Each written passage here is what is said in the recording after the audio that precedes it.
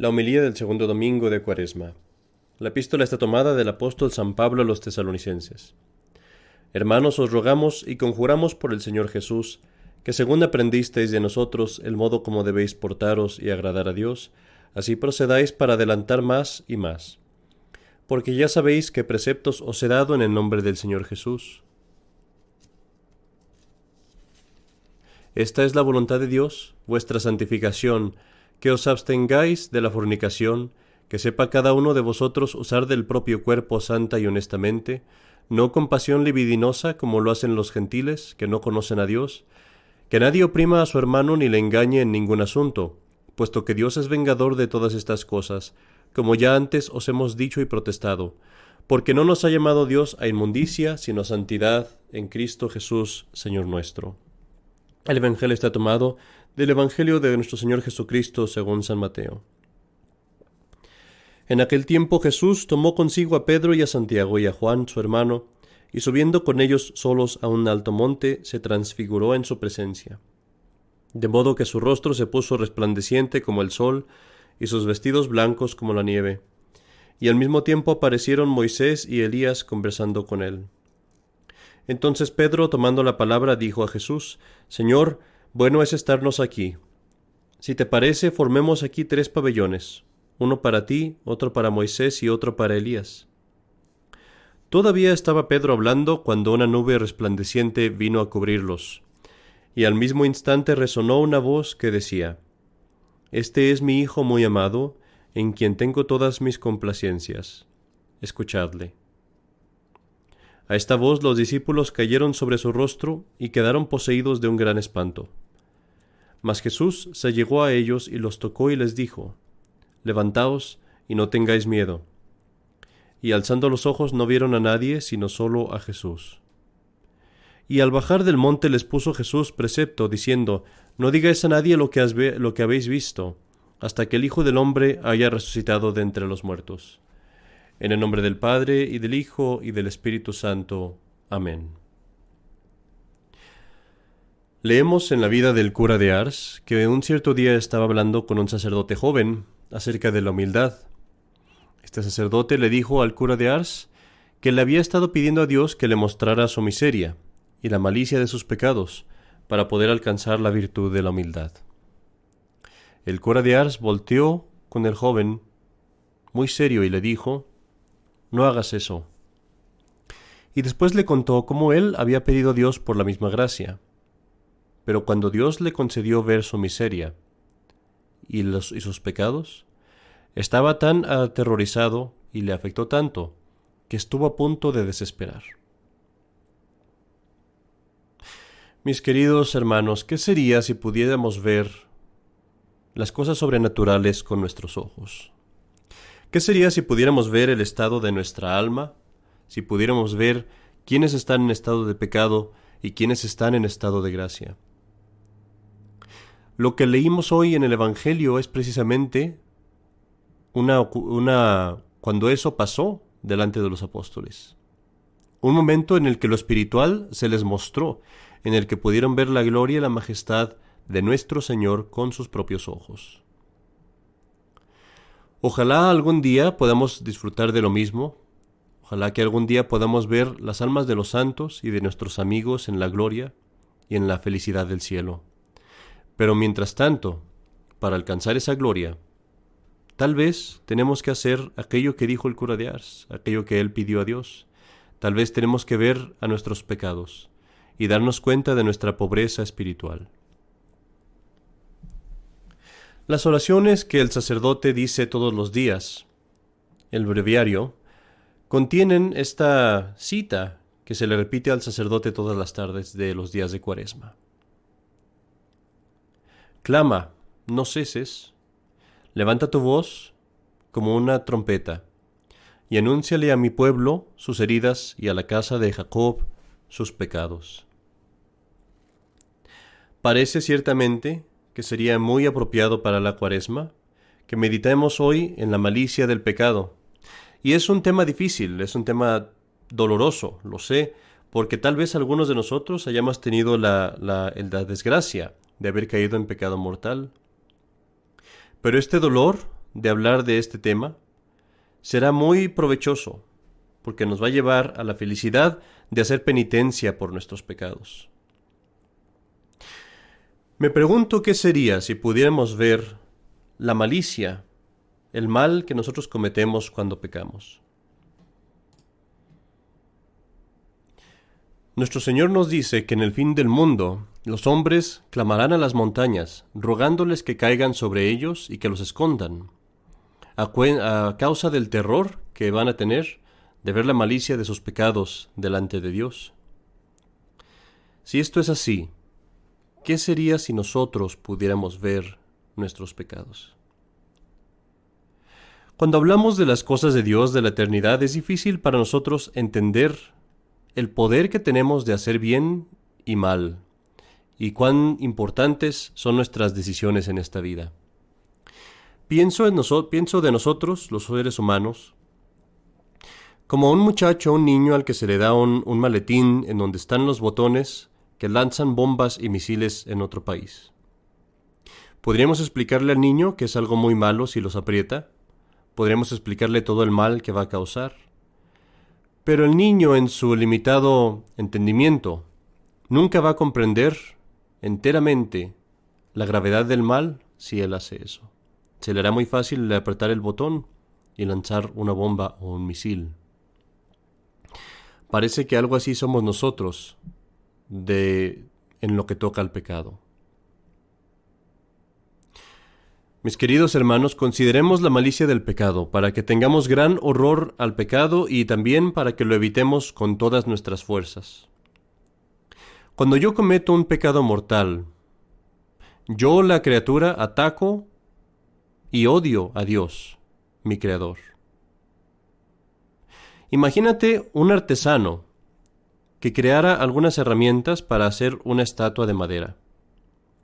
Pero imaginemos que estas herramientas tuvieran vida propia. Y que cuando el artesano trata de usarlas para hacer su estatua de madera, las herramientas se rebelan, lo insultan, lo atacan y lo matan, rehusándose a hacer aquello para lo que fueron creadas. ¿Qué clase de maldad cometo yo cuando peco? Cuando me torno en contra de mi Creador, y en cuanto puedo lo desobedezco, le causo mal, y lo clavo a una cruz, voluntariamente con mis pecados. ¿Qué merecerían esas herramientas, sino el ser destruidas? Y yo cuando peco, ¿qué merezco, si no es el infierno? Cuando cometo un pecado, traiciono a mi Señor y a mi Dios con su peor enemigo, y eso por un precio bajo y vil. Imagínate por un momento que alguno de tus hijos hiciera un complot contra ti, para quitarte tu negocio y tu casa. Imagínate que después de todo lo que has hecho por él, de todas las veces que lo has alimentado, de todas las veces que cuidaste de él, que pagaste por su educación, que lo protegiste de tantas cosas, que ahora él te desprecia y te rechaza. Y te quita todo, hasta el punto de dejarte en la calle, sin ropa y sin techo. Y que cuando pasa a tu lado, se burla de ti y te desprecia.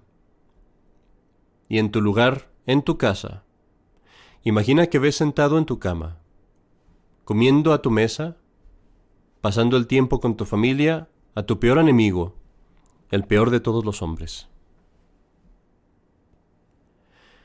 ¿Qué clase de mal, mis queridos hermanos, cometo cuando peco? Puesto que expulso de mi alma a mi Dios y a mi Padre, que cada día, cada segundo me da beneficios, que me mantiene vivo, que me da de comer, que perdonó mis pecados, que murió para que yo pudiera vivir. Lo lanzo afuera de mi alma, que es su casa. Y en lugar de él traigo serpientes y dragones, las peores de las criaturas, para que usen mi cuerpo, que le pertenecía a Dios, para que usen mis sentidos y mi mente, que le pertenece a Dios. Traigo al demonio para que se siente en mi corazón en lugar de Dios. ¿Qué clase de castigo merecería este hijo malvado, sino el ser desterrado para siempre de su padre y de todo bien? ¿Y qué clase de mal hago yo cuando peco? ¿Qué merezco sino el ser privado por toda la eternidad de Dios y de la Virgen María? Cuando cometo el pecado, destruyo la cosa más hermosa que hay en este mundo, que es un alma que tiene la vida de Dios en sí, un alma en estado de gracia. Tal vez hayas escuchado de un edificio muy hermoso en la India que se llama el Taj Mahal. Se dice que se tardaron 22 años en construirlo. Más de 20,000 hombres trabajaron en él. El mármol que se usó para construirlo se trajo de más de 100 millas de distancia. Y miles de elefantes y de bueyes trabajaron para traer ese mármol al sitio de la construcción. El emperador que lo construyó lo hizo por amor a su esposa que había muerto. Y lo hizo deseando que este edificio fuera una imagen del cielo, aquí en la tierra. Así como el alma en gracia es una imagen del cielo que Dios ha hecho aquí en la tierra. Imagínate ahora por un momento que el edificio apenas ha sido terminado y el emperador lo está disfrutando aún, lo está viendo, cuando un hombre enloquecido, por ninguna razón, por nada más que un placer vano, viene y destruye todo el monumento, trayéndolo hasta el suelo. Y pone en lugar del monumento una imagen estúpida, una estatua grotesca o una pintura inmunda. ¿Qué muerte se le haría sufrir a este hombre a manos del emperador? Y mis queridos hermanos, ¿qué merezco yo cuando peco? Cuando yo con una mano destruyo todo el trabajo que tomó miles de años completar, el trabajo de la redención en mi alma. Cuando destruyo no un castillo de mármol, sino de cristal, el cristal más puro, el castillo de mi alma, donde no es una mujer muerta la que vive o la que mora, sino más bien el Dios vivo. ¿Qué mereceré yo cuando destruyo hasta el piso la belleza de un alma en el estado de gracia, y tal vez no solamente de mi alma, sino quizás de muchas otras, con una acción de vanidad, de torpeza, de placer sensual? ¿Y qué tomó el construir este monumento en mi alma? ¿Costó acaso el trabajo de elefantes, de miles de hombres? ¿Tal vez 22 años de trabajo? ¿No costó más bien la sangre y el cuerpo del Hijo de Dios mismo? ¿No costó 33 años de su trabajo y de su sudor?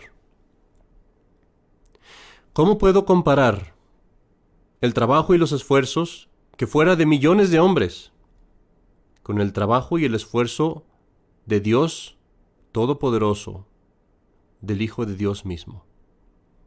Esto es lo que destruyo cuando peco. ¿Cómo podremos comprender tan siquiera esta malicia? Pero mis queridos hermanos, si la malicia del pecado es grande, y nos da pena por ello, y nos arrepentimos, recordemos también la gran omnipotencia y el poder de nuestro Señor y nuestro Dios. Quizá cuando nuestro Señor se mostró en su transfiguración, con el poder de lo divino a sus apóstoles, era para que recordaran también que la inmensa magnitud de nuestros pecados aún es más pequeña y aún es nada comparada con el poder, la sabiduría y el amor de Dios. Verdaderamente podríamos decir a las montañas: caed sobre nosotros. Pero nuestro Señor y nuestro Dios es más grande que la más gran montaña. Y ya que no nos podemos esconder, y ya que aún tenemos tiempo de arrepentirnos, arrepintámonos. Vengamos a nuestro Señor en el Santísimo Sacramento Y más importante aún, vengamos a nuestro Señor en la confesión primero, y allí derramamos nuestras lágrimas, y dejemos que nuestros corazones estén contritos, que se rompan verdaderamente por haber ofendido a nuestro Señor. Él está dispuesto a perdonarnos, a restaurarnos. Él es más poderoso que las montañas y más fuerte que el poder destructivo de nuestros pecados. Este es el propósito de que nosotros pensemos en nuestros pecados, en nuestra deuda para con Dios, que estemos agradecidos y nos llenemos de esperanza en su gran poder, que podamos entender que en esta santa temporada de la Cuaresma es importante que ayunemos y que vengamos a misa, que vengamos a la iglesia con el propósito de reformar nuestras vidas. Que veamos esta penitencia como una renovación, como el dejar la piel vieja y ponerla nueva, el inicio de una nueva vida. Y así como continuamos con la temporada de la Cuaresma, usemos este conocimiento, un conocimiento muy útil de la malicia de nuestros pecados, para movernos a nunca jamás volver a pecar, y para hacer todo nuestro poder para apartarnos del demonio, del mundo y de la carne.